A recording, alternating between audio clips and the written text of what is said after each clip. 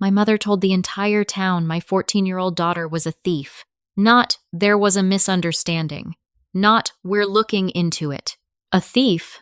In a small town, that word doesn't just describe you, it replaces you.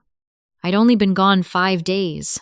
One quick work trip, one carry-on suitcase, and 2 grandparents who promised, "Leave her with us.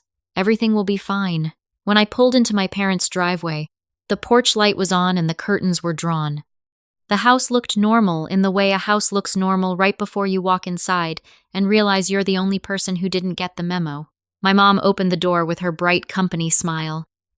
"Sarah," she sang. My dad appeared behind her, neutral and silent, as if emotions were a subscription he'd canceled years ago. Then my daughter stepped into view. Lila didn't run to me. She didn't grin. She just stood there, shoulders rounded, gripping her backpack like it was armor. "Hey, sweetheart," I said, forcing my voice light. "I missed you." She hugged me, but it was stiff careful, like she was afraid of doing it wrong. "She's just tired," my mom said, patting my arm. "Busy week." Busy, in my mother's vocabulary, usually meant lectures and rules disguised as love. I thanked them automatically because I was raised to say thank you before I understood what I was thanking them for. "Family takes care of family," my mom said, smiling wider. My dad nodded once. "Drive safe. No updates. No warning. Just that polished silence that makes your skin itch." I waited until we were in the car. The interior light clicked off, and the world narrowed to dashboard glow and the hum of the road. Lila stared out the window. "So," I tried casually, "how was it?" "Fine. Flat. Practiced. Did you sleep okay?" "Yeah." "And how was soccer?" She didn't answer. "Lila," I said softly, "talk to me." A long beat. Then, without looking at me, she said in a voice so even it sounded rehearsed, "I'm not on the team anymore." I let out a quick laugh out of pure disbelief. "What? You're one of the best. Why would they?" "They kicked me out," she said. The laugh died in my throat. "Why?" I asked, gentler now, because something in me was breaking. "Sweetheart, why?" "I don't want to talk about it." That hit harder than the team. Lila talks about everything: teachers, friends, the weird sound the fridge makes. If she didn't want to talk, it meant whatever happened hurt too much to touch. At home, I made dinner because mothers are ridiculous creatures who will chop vegetables while their world collapses. Lila picked at her food like eating was a test she didn't have the strength to pass. After a few minutes, I set my fork down. "Okay, what happened?" Her shoulders rose and fell once. Then her face crumpled. Tears came fast. "Grandma said I stole something," she choked out. My skin went cold. "What?" "She told people I'm a thief," Lila whispered, wiping her cheeks, angry at herself for crying. My mind rejected the sentence like it was a foreign language. "Why would Grandma say that?" "Because of Kara," she said. Of course. Kara, my sister Vanessa's daughter. The favorite grandchild. The one my mother praises for breathing. "Kara's smartwatch went missing?" Lila said, voice trembling. "She couldn't find it. She started freaking out, and then she said I took it." "Did you?" I asked, even though my body already knew the answer. "No. Immediate. Fierce. I swear I didn't touch it. I didn't even go near her room. I believed her the way you believe gravity exists." "What did Grandma and Grandpa do?" I asked. "They came into my room," Lila said, staring at the table edge. "They said I stole it because I'm jealous. They said I wanted to make Kara look bad. I thought I'd just be grounded." My mouth went dry. "But you weren't." "They called the school," she whispered. "They called Coach Rivera. They called Sophie's mom. They told people I'm not honest." I felt the air leave my lungs. "And the watch?" I managed. "Did they find it?" Lila nodded slowly. "Grandma said they found it later, in their hallway by the front door. She held it up and said that means I must have put it there." She looked up at me, eyes wide. "Mom, I never took it. I don't know how it ended up there." I reached across the table and took her hand. "I know." Then I picked up my phone and called my mother. She answered cheerfully. Hi, Sarah. What did you do? I said. A pause. Then a sigh, like I was the inconvenience. What are you talking about? You told people my daughter stole Kara's watch. My mom's voice sharpened. Because she did. How do you know? It went missing, she snapped. Then it showed up at our house. That proves nothing, I said, shaking. My mother's tone turned calm righteous. Even if she didn't take it, she needed consequences. She needs to learn respect. Across the table, Lila had stopped eating, sitting perfectly still like movement itself might be punished. I heard my father in the background. We handled it, I swallowed. You handled it by destroying her life. My mother clicked her tongue. Don't make this dramatic. I ended the call. Silence filled the kitchen, thick as smoke. My daughter watched me like she was waiting to see what kind of world this was going to be. They'd taken 5 days and turned it into a weapon. They called it discipline. They called it respect. Fine. If they wanted consequences so badly, I was about to show them what consequences actually look like. The worst part wasn't the team. It wasn't even Sophie's mom canceling an invitation Lila had been excited about for weeks. The worst part was watching my daughter shrink. She stopped leaving her room unless she had to. Hoodie up, eyes down. Every time her phone buzzed, her shoulders jumped like pain had learned to travel through notifications. 14 is an age where your whole world is school hallways and group chats, and my parents had dropped a grenade into both. I spent the next morning doing what panic always makes me do, moving. I called Coach Rivera first. She sounded uncomfortable, like she'd been handed a mess and told to smile. I'm sorry, she said. Your parents seemed very sure. Sure isn't proof, I replied. There was a pause. We have to think about the other girls. So you punish my kid based on a story? We're waiting for clarity, she said, and ended the call fast. I called the school office. I got sympathy and paperwork. We understand you're upset, the assistant principal said. We're monitoring the situation. Monitoring. As if my daughter's name being dragged through the building was weather. I called Sophie's mom next. Her tone was kind but firm. It's nothing personal, she said. We just can't take risks. You've known Lila since she was 8, I said. And I'm sure she's a sweet girl, she replied. But your parents said, I know what my parents said, I cut in. They didn't know. They assumed. Silence. Then a small, awkward, I'm sorry. I hung up and stared at the wall, realizing polite conversations weren't going to fix this. My mother didn't just accuse, she recruited. She didn't just punish, she made sure the punishment echoed. Lila sat on the couch that afternoon, knees pulled to her chest. Do you think they'll ever believe me? She asked. They will, I told her, because we're going to make them. That night, I replayed my mother's words until they sounded less like discipline and more like a plan. Even if she didn't take it, she needed consequences. She needs to learn respect. That phrase didn't start with Lila. It started with me. Growing up, my sister Vanessa was the sun and I was the moon expected to reflect, never to shine. When Vanessa interrupted, she was confident. When I spoke, I was rude. When I succeeded, I was told to be humble so Vanessa wouldn't feel bad. When my grandfather died a few years ago, I asked if there was anything I needed to sign. My mom waved me off. We handled the paperwork, my dad added. It's taken care of. I believed them, because grief makes you soft, and because I'd been trained to stop asking questions the moment my parents acted annoyed. Now, that old word handled started to taste sour. The next day, I called my grandfather's former attorney. I remembered him praising her when he was alive, calling her the kind of woman who doesn't blink when people lie.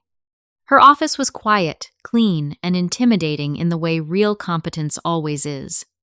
She was in her 50s, sharp-eyed, calm-voiced. I brought Lila with me, not to scare her with legal talk, but to show her that adults can protect too. The attorney listened while I explained everything. The missing watch, my parents' calls, the team, the invitations evaporating. She didn't interrupt once. When I finished, she nodded.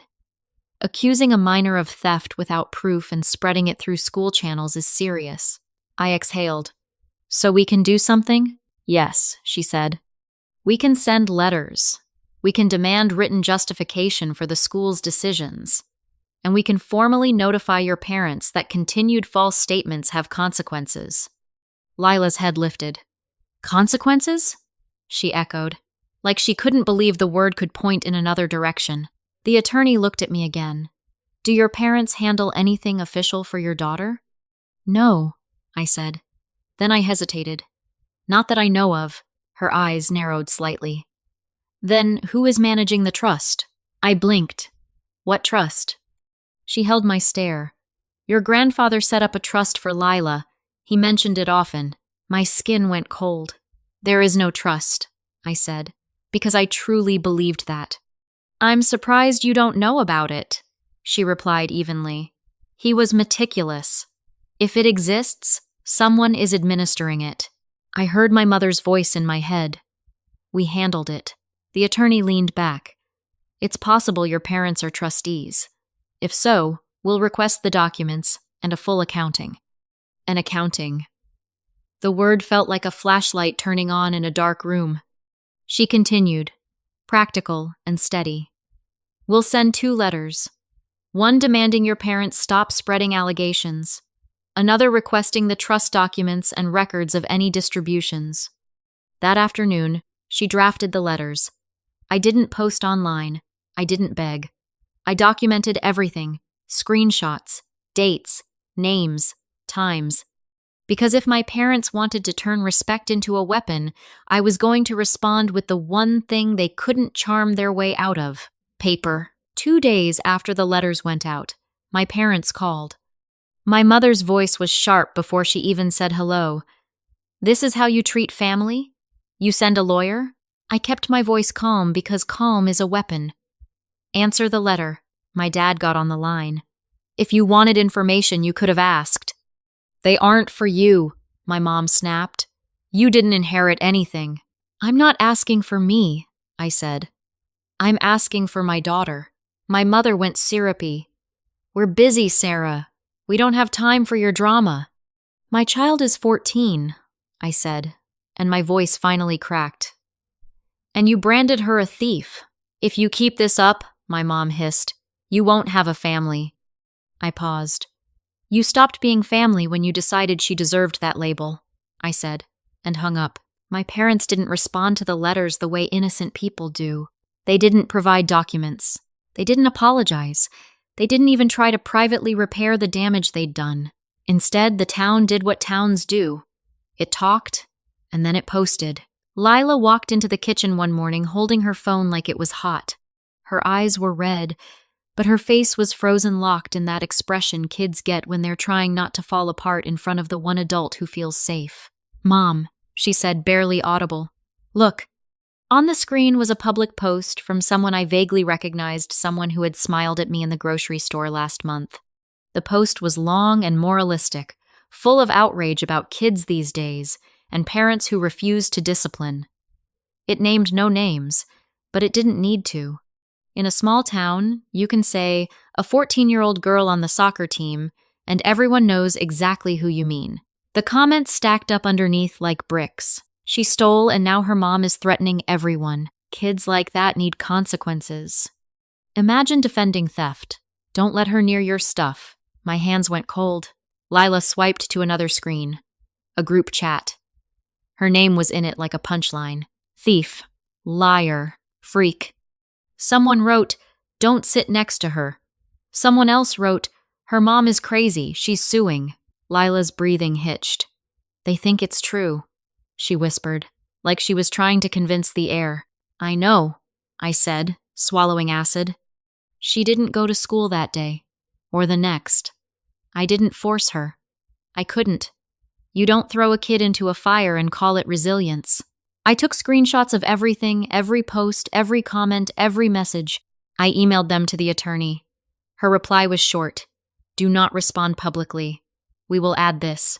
That same afternoon, a private message popped up from Kara. Can we talk? Are you in school? Lila stared at it like it might change if she waited long enough. Her thumb hovered, then froze. Typing dots appeared, disappeared, appeared again. Then another message. Can we meet anyway? Alone? Lila's shoulders lifted like she'd braced for a hit. She looked at me with glassy eyes. What do I do? We don't do anything alone, I said. If she wants to talk, it's where I can see you. Lila nodded once, stiff. I called the school and told them we were coming by to pick up assignments. The front office smile was polite in the way people are polite when they're not sure if you're contagious. And then Kara appeared down the hall like she'd been waiting. She looked smaller than I remembered, nervous, pale, tugging at the strap of her bag. Can we talk? She asked Lila quietly. Lila nodded. Kara's eyes flicked to me. Alone. You can talk where I can see you, I said. Kara hesitated, then nodded, and they walked a few steps away, stopping near the glass doors. I couldn't hear them, but I could see everything. Kara twisting her strap, Lila standing still like she didn't trust her own hands. Then Lila turned and walked back to me. Her face had lost all color. She confessed, Lila said. My heart thudded. Confessed what? Lila swallowed. I recorded it. You did? I asked, stunned. She nodded quickly, eyes wide. Before I walked over, I pressed record, because nobody believes me. At home, we sat at the kitchen table like we were about to open a verdict. Lila set her phone between us and hit play. Kara's voice came through, thin and frantic. She said she couldn't find her watch. She said she panicked. She said she blamed Lila because everyone would believe it. Then Kara's voice dropped, quieter. She said she found the watch later, with my stuff at home, and she thought she must have left it there. A pause. Breathing. I wanted to tell people, Kara said, sounding like she was about to cry, but Grandma told me not to. Lila's head snapped up, like her body reacted before her mind did. Kara continued, voice smaller now. She said it was already done. She said it would teach you respect. She said if I said anything, I'd make everyone look bad. The recording ended. For a long moment, neither of us spoke. So they knew, Lila whispered. It wasn't a question. Yes, I said, voice flat with rage. The next morning, I walked into the school with the attorney on speakerphone, and the recording loaded like a weapon I hated needing. The assistant principal didn't interrupt when I hit play. He didn't nod. He didn't frown. He sat perfectly still, hands folded, eyes fixed somewhere just past my phone, like he was watching a disaster he wished he could unsee. When it ended, he didn't ask if I minded. He said, "We'll need a copy of that." Within days, Lila's record was corrected. Not announced. Not apologized for. Corrected. Coach Rivera called her back onto the team in a voice that tried hard not to admit she'd been wrong. The posts stopped getting traction. Group chats quieted. A few friends returned. Awkward, but sincere. Kara switched schools before the semester ended. No explanation. No goodbye. Just absence. Small towns love closure, as long as it doesn't require accountability. One night after practice was reinstated, I took Lila for ice cream. Not because ice cream fixes defamation, but because sometimes you have to remind a kid there is still sweetness in the world. She ate in silence for a while, then said, "It's weird. People are acting like nothing happened. They're acting like they didn't help," I replied. She stared at her cup. "What if someone does this again?" "Then we keep proof," I said. "We keep boundaries. And we don't let loud people rewrite reality." Her spoon paused midair. "Promise?" I looked at her and meant every word. Promise. And I thought, for half a second, that maybe this was the end. I was wrong. 3 days after the school corrected Lila's file, my attorney called. "Sarah," she said, "we received documents." My stomach tightened. "From my parents?" "After delay," she replied, and I could hear paper shifting on her desk. "There is a trust." I sat down hard at my kitchen table. Lila was nearby doing homework, pretending not to listen, but I could see her pencil hovering in the air. "A trust?" I repeated. "Yes," the attorney said, calm and precise. "Your grandfather established it for Lila. It was funded at approximately $43,000 when he passed." My mouth went dry. I was never told. "I'm aware," she said gently. The trust provides annual distributions, about $2,500 for approved education and extracurricular activities. There are additional distributions at 16, with the remainder at 18. Lila's pencil slipped and tapped the table. My hand started shaking. Lila has never received anything.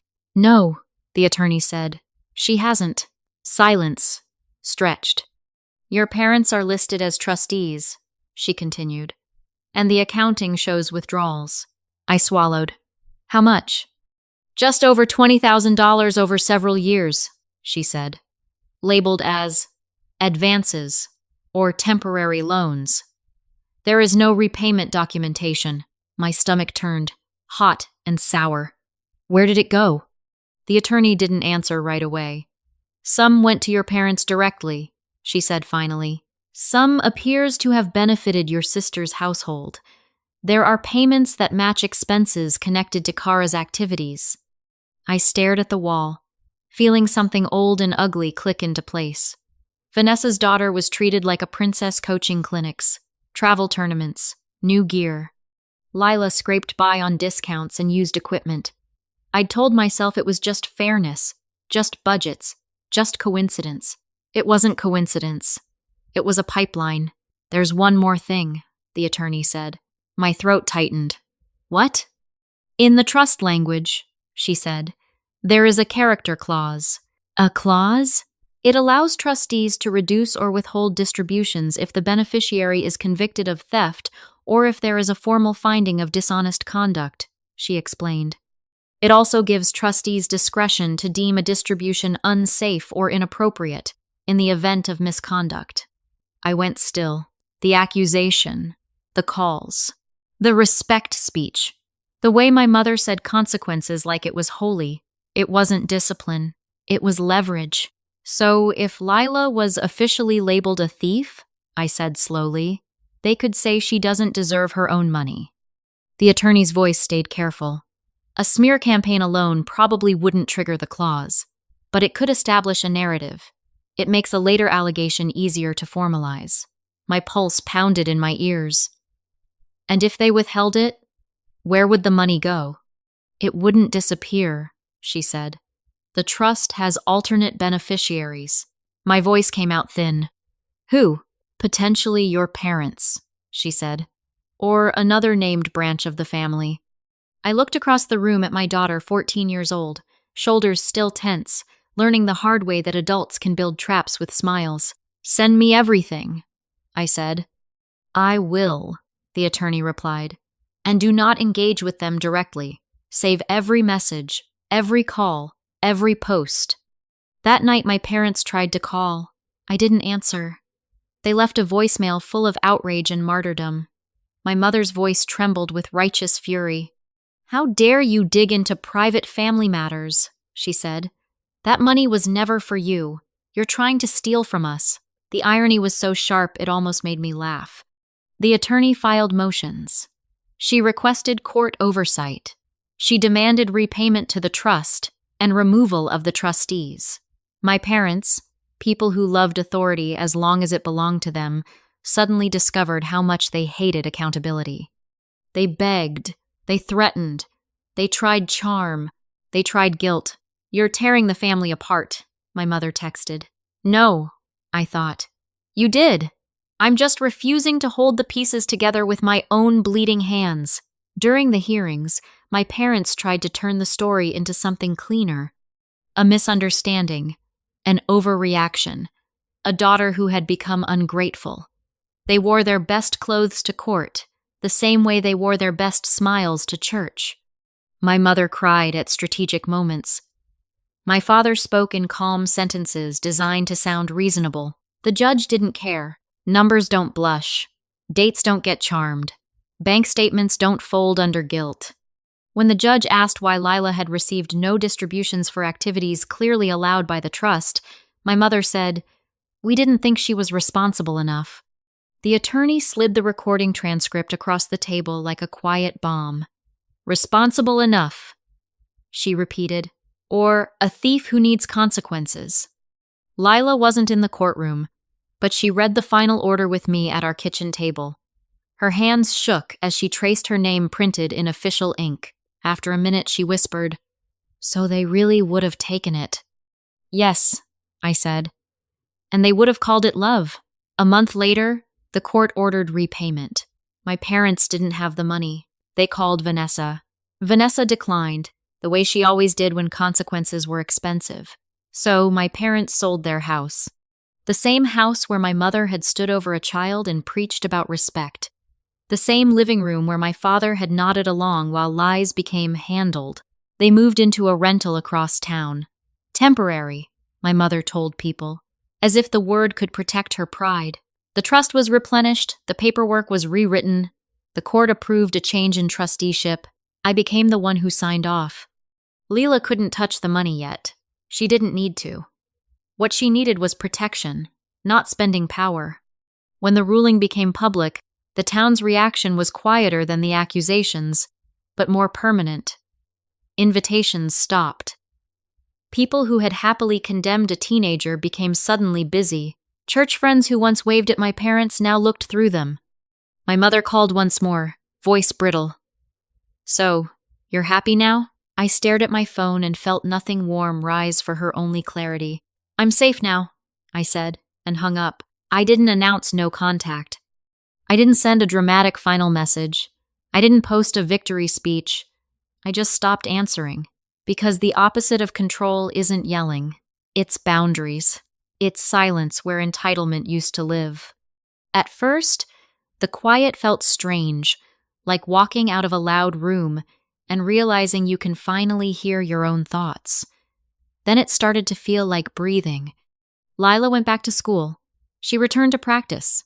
She scored 2 goals in her first game back, and when the crowd cheered, I watched her flinch like praise might be another trap.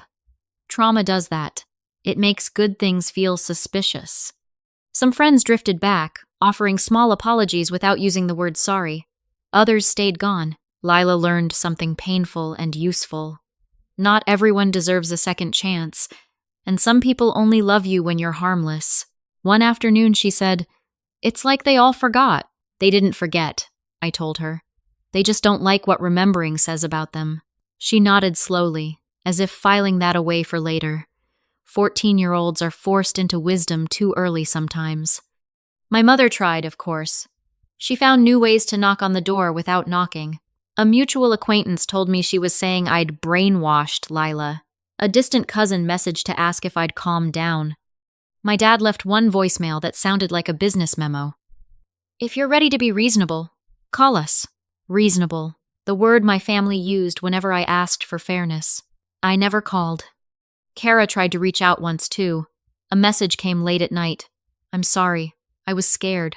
Grandma told me it would ruin everything." Lila stared at it for a long time. Then she typed, "You already ruined everything. You just didn't have to live in it." Coach Rivera asked to meet with us after the season.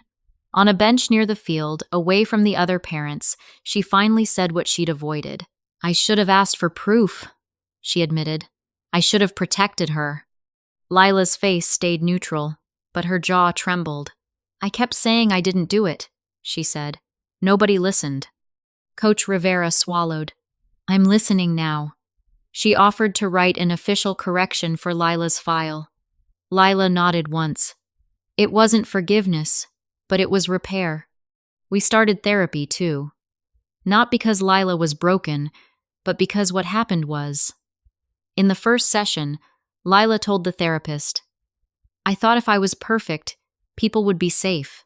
The therapist replied, "Perfect children are not a shield. Boundaries are. At home, we made new rules. No unsupervised visits, no private conversations with relatives who had proved they couldn't be trusted. And every game I showed up early and loud so she could scan the stands and find me. The trust sits quietly in the background now, like a locked box that will open when she's older. I use the annual distribution for what my grandfather intended. Tutoring, camps, gear that fits, opportunities that don't depend on anyone's approval. Her future isn't something other people can punish anymore. The trust paperwork arrived in a neat folder a few weeks later, with my name listed as trustee. I kept it in a locked drawer, Not because I was hiding it, but because it represented something my parents never wanted Lila to have: security that didn't require obedience. One evening, Lila sat at the table while I sorted through receipts for her soccer fees. "Can I ask something?" she said. "Anything." Her fingers twisted the edge of her sleeve. If I hadn't recorded Kara, would it have stayed like that? Would I still be the thief? My chest tightened.